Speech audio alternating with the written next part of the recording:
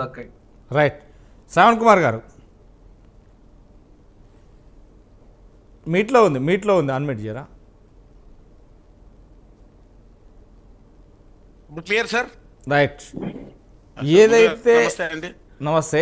ఏదైతే ఇప్పుడు తెలంగాణ ప్రభుత్వం 4 బిల్లులు ప్రవేశపెట్టి అందులో బీసీలకు 42% రిజర్వేషన్ అంశంపై గందరగోళం నెలకొంది, మనం చూసినాం. కానీ 2 బిల్లులు మాత్రం ఆమోదం పడింది. ఎందుకంటే మున్సిపల్ చట్ట సవరణకు ఆమోదం, పంచాయతీ రాజ్ దానికి ఆమోదం, అంటే 50% రిజర్వేషన్ క్యాప్ను ఎత్తివేస్తూ. అంటే ఇప్పుడు 42% బీసీ రిజర్వేషన్కు సంబంధించిన అంశం అయితే తెలంగాణ ప్రభుత్వం ఇస్తుందన్నా కానీ ఎప్పుడో చేసి కులగణనకు సంబంధించి కావచ్చు పంపించినా కానీ కులగణన జనగణన కేంద్రం పర్యవేక్షణలో నడుస్తుంది. ఖచ్చితంగా కేంద్రం తెలుస్తుంది. అంటే కేంద్రం తెలిసాకే తెలంగాణలో కులగణన జనగణన జరిగిన తర్వాతే మళ్ళీ కేంద్రం ప్రభుత్వం చేపట్టిన కులగణన జనగణన జరిగిన తర్వాతనే ఇక్కడ బీసీలకు 42% రిజర్వేషన్ లభిస్తుందా, లేదు అంటే రాష్ట్రపతి దగ్గర ఉన్నదాన్ని ఓకే చేయడానికి ఏమైనా ఆస్కారం ఉందా? ఇక ఇస్తానన్న మాటల ప్రకారం అయితే కాంగ్రెస్ పార్టీ పరంగా 42% ఇస్తాము అంటున్నారు. కానీ అడ్డుపడుతున్నది ఎవరు, ఆపుతున్నది ఎవరు అనేది ఒక జవాబుతనం మాత్రం ఖచ్చితంగా ప్రజల్లో సందిగ్ధంగా ఉంది. ఎలా చూస్తారు సార్? ముందుగా మీకు అలాగే ప్యానెల్లో ఉన్నటువంటి ప్రొఫెసర్ గాలి వినోద్ కుమార్ గారికి, శివకుమార్ గారికి, గౌడ్ గారికి అందరికీ నమస్తే. సార్, ఒకటి ఫస్ట్ భారతీయ జనతా పార్టీ బీసీలకి ఏం చేయలేదు అన్న దాన్ని ఫస్ట్ నేను దాన్ని వ్యతిరేకిస్తున్నా సార్. దాన్ని ఎందుకంటే ఈరోజు జాతీయ బీసీ కమిషన్ని కాన్స్టిట్యూషనలైజ్ చేసింది, అంటే చట్టబద్ధత కల్పించింది భారతీయ జనతా పార్టీ బీసీ కమిషన్కి, నేషనల్ బీసీ కమిషన్కి. కాన్స్టిట్యూషనలైజ్ చేయడమే కాదు, ఈరోజు భారతీయ జనతా పార్టీలో ఇన్స్టిట్యూషనలైజేషన్ అంటే అంతర్గతంగా ఓబీసీ మోర్చా అనేటువంటి ఒక విభాగాన్ని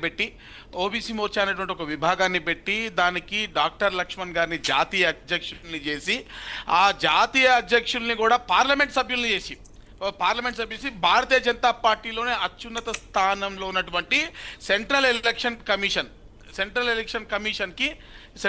కమిషన్కి సభ్యుడిని చేసింది భారతీయ జనతా పార్టీ. అంటే కాన్స్టిట్యూషనలైజ్ చేయడం కాకుండా ఈరోజు అత్యధిక శాతము ఓబీసీలను ఈ కేంద్ర మంత్రివర్గంలో పెట్టుకోవడం, అత్యధిక శాతం దేశంలో ఉన్నటువంటి చీఫ్ మినిస్టర్స్ని దాంట్లో ఓబీసీలను పెట్టడం, ఇవంతా భారతీయ జనతా పార్టీ ట్రాన్స్పరెన్సీకి సిద్ధం కదా. కేవలము సార్ ఏమన్నారు, ఒక రాష్ట్ర అధ్యక్షుడిని ఉదాహరించి చెప్పారు. నేను అంటే మొన్నటి వరకు ఉన్నటువంటి బండి సంజయ్ గారు జాతీయ వారు బీసీఏ, అంతకుముందు వారు ఇప్పుడు నేషనల్ జనరల్ సెక్రటరీగా ఉన్నారు.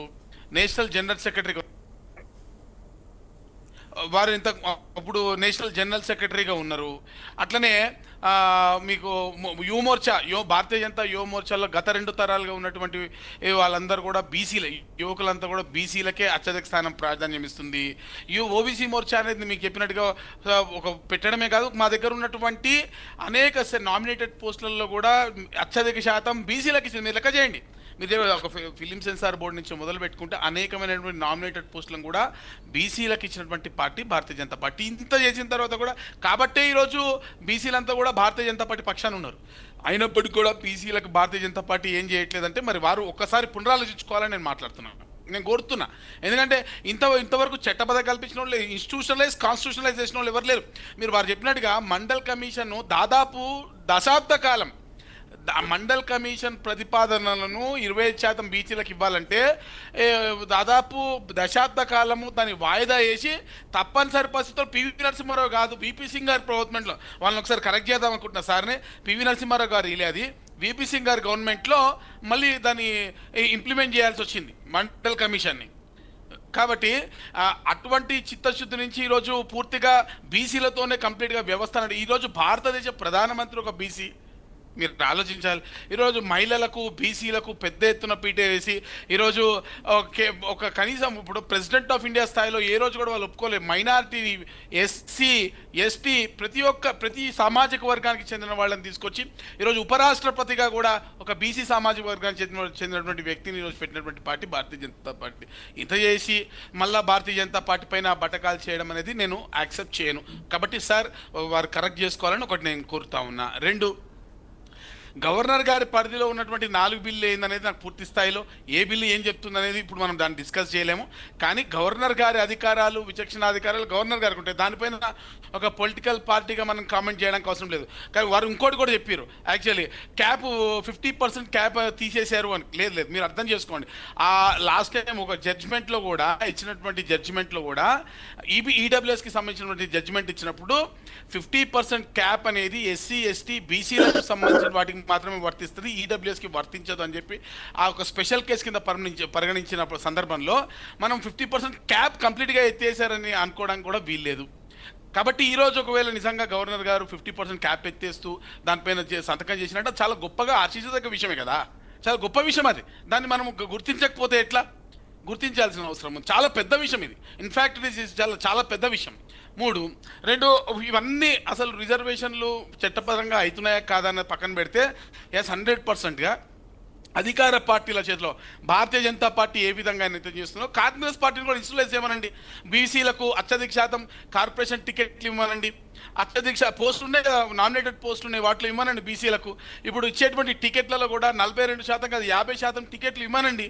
ఎవరేమైనా ఆపినారు? కాంగ్రెస్ పార్టీకి టికెట్లు మేము ఇస్తున్నాం కదా, భారతీయ జనతా పార్టీ ఇస్తున్నాం కదా, అత్యధిక శాతం టికెట్లు ఇస్తున్నాం, పోస్టులు ఇస్తున్నాం, అన్ని పదవులు ఇస్తున్నాం కదా. అదేవిధంగా కాంగ్రెస్ పార్టీని ఏమంది చిత్తశుద్ధి ఉంటే ఇవ్వాలనుకుంటే ఏది అడ్డం కాదు. కేవలము ఎన్నికలు జాప్యం చేయడం కోసం ఏదో ఒక దారి కావాలి. కాబట్టి మీకు చేసిన కులగణన అన్నారు కదా సార్, నేను చెప్తాను ఒక ఎగ్జాంపుల్. కులగణన ఈ రాష్ట్రంలో జరిగినటువంటి కులగణన ఎంత ఘోరంగా జరిగిందో బయట పెట్టినటువంటి వ్యక్తిని నేను చెప్తానండి. 2 రకాల బుక్కులు తీసుకొచ్చి అది ఎట్లా జరుగుతుంది మీకు టెక్నికల్గా నేను లైవ్ చేసి మీరు చూసారో లేదో నాకు తెలియదు, మళ్ళీ ఒకసారి షార్ట్గా ఎక్స్ప్లెయిన్ చేస్తా.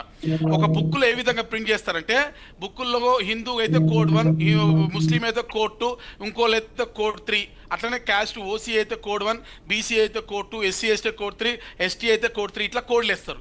ఈ ఇచ్చినటువంటి కోడ్లలో 2 రకాల బుక్కులు ఇచ్చి 2 రకాల కోడ్లు ఇచ్చారు. సర్వే చేసిన వాళ్ళు ఒక బుక్లో ప్రకారం కోడ్లు వేస్తే ఇంకో ప్రకారం డీకోడ్ అయినప్పుడు, అంటే దాన్ని ఆన్లైన్ చేసినప్పుడు ఇంకో రకంగా డీకోడ్ అయింది. దీనిపైన నేను చాలా పెద్దగా ఉద్యమం చేసిన 2 బుక్కులను కూడా తీసుకొచ్చి లైవ్లో చూపించిన. యాక్చువల్లీ తర్వాత ప్రభుత్వం దిగొచ్చి ఒక బుక్ మొత్తం మున్సిపల్ ప్రభుత్వ అధికారులు ఒక నోటీస్ ఇష్యూ చేసి పాత బుక్కులన్నీ కనబడకుండా, మార్కెట్లో కనబడకుండా వెనక్కి లాగేసుకున్నారు. ఇది సత్యం. అంటే ఇంత తప్పుడు తలగా చేసినటువంటి సర్వే, అంటే కేవలము బీసీలు, మీకు ముస్లింలు, హిందువులు, క్రిస్టియన్ల జనాభానే కాదు, ఓసీలు, బీసీలు, ఎస్సీ, ఎస్టీల జనాభా కూడా పూర్తిగా తారుమైనటువంటి పరిస్థితుల్లో.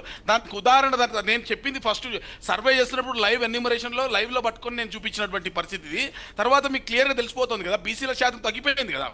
54% ఉండాల్సిన బీసీల శాతం 46%, కేవలం వచ్చి చూపించిందంటే దాన్ని బట్టి మీకు ఏమర్థమవుతుంది? చేసినటువంటి సర్వే తప్పుడు తగ్గ సర్వే. ఈ తప్పుడు తగ్గ సర్వే ద్వారా ఏ విధంగా దాన్ని ఇంప్లిమెంట్ చేస్తారు అనే ప్రశ్న సమాజంలో వస్తుంది కదా. కాబట్టి నేనేమంటున్నా అంటే సార్, ఇవన్నీ these are all debatable points. కానీ ఫైనల్గా ఇవ్వాలి అనుకుంటే భారతీయ జనతా పార్టీ ఏ విధంగానైతే ఇన్స్టిట్యూషనలైజ్ చేసి, నేషనలైజ్ చేసి బీసీలకు అత్యధిక ప్రాధాన్యం ఇస్తుందో అదే స్థాయిలో కాంగ్రెస్ పార్టీని కూడా ఇవ్వమనండి, ఎన్నికల్లో టికెట్లు ఇవ్వమనండి, ఎన్నికల్లో పోటీ చేయించమనండి. ఎవరో ప్రజలు హర్షిస్తారు కదా. నిజాయితీగా మీరు కనుక అత్యధిక శాతం టికెట్లు బీసీలకు ఇస్తే, అత్యధిక శాతం నామినేటెడ్ పోస్టులు బీసీలకు ఇస్తే ప్రజలు గమనించి మిమ్మల్ని నెత్తి మీద పెట్టుకుంటారు కదా. ఆ పని ఎందుకు చేస్తారు? కేవలం బట్టగాల్చి బీజేపీ మీద వేసి బీజేపీ మీద దెబ్బ మీద ప్రయత్నం చేయొద్దని నేను కోరుతున్నాను. రైట్.